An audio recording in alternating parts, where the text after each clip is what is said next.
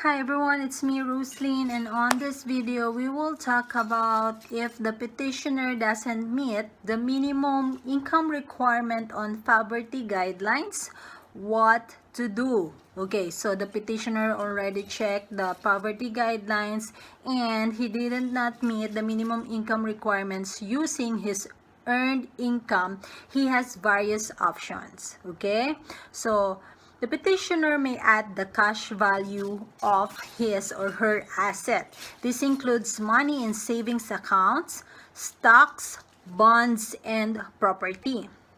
To determine the amount of asset required to qualify, subtract your household income from the minimum income requirement. That is 100% of the poverty level of your family size for K1 fiancé visa. Okay, you must prove that the cash value of your asset is worth 5 times this difference, the amount left over. Okay, so but there is an exemption. If the person being sponsored is a spouse or son or daughter who is 18 years or older of a U.S. citizen, the minimum cash value of assets must be 3 times the difference between the sponsor's household income and 100% of the federal poverty guideline for the household.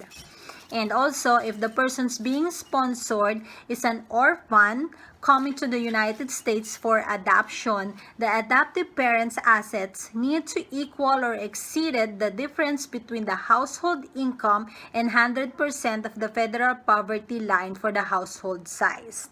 Okay, but if you check all of that and the petitioner still not meet the minimum income requirement for poverty guidelines, the petitioner can get a co-sponsor or joint sponsor. So, what is a joint sponsor? A joint sponsor is someone who is willing to accept legal responsibility for supporting your family member with you. A joint sponsor must meet all the same requirements as you, except the joint sponsor does not needed to be related to the immigrant. The joint sponsor or the joint sponsor and his or her household must reach the 100% for K1 fiancé visa application and 125% for K1 fiancé visa adjustment of status income requirement alone. Okay? You cannot combine your income with that of a joint sponsor to meet the income requirement. So the sponsor should meet the minimum income requirement for poverty guidelines alone. Okay? So, responsibilities as a sponsor. The sponsor should know his or her responsibilities when she accepts the co-sponsor or joint sponsor for you. Okay? So, the responsibilities as a sponsor, when you sign the affidavit of support, you accept legal responsibility for financially supporting the sponsored immigrants generally until they become U.S. citizen or can be credited with 40 quarters of work. Your obligation also ends if you or the individual sponsored dies or if the individual sponsored ceases to be a permanent resident and departs the United States. And one more thing, take note, divorce does not end the sponsorship obligation.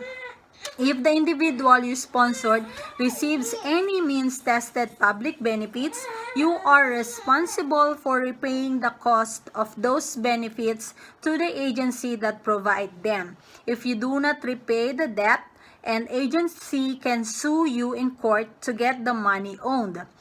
Any joint sponsor or household members whose income is used to meet the minimum income requirement are also legally responsible for financially supporting the sponsored immigrant. So please tell to your co-sponsor or joint sponsor what is their responsibility so that they know. Okay? So if you have a co-sponsor or joint sponsor, these are the requirements. Proof of relationship if you are using a joint sponsor. Completed Form I-864 Affidavit of Support by co-sponsor or joint sponsor signed in black ink.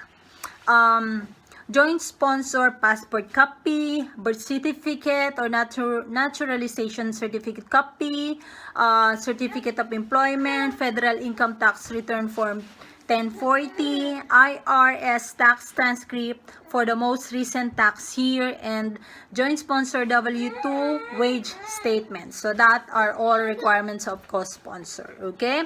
So if you have questions, clarifications, please feel free to comment on my video, and please do subscribe to my video for more K1, fiancé visa, adjustment of status, work permit videos. Okay, have a great day everyone. Bye bye.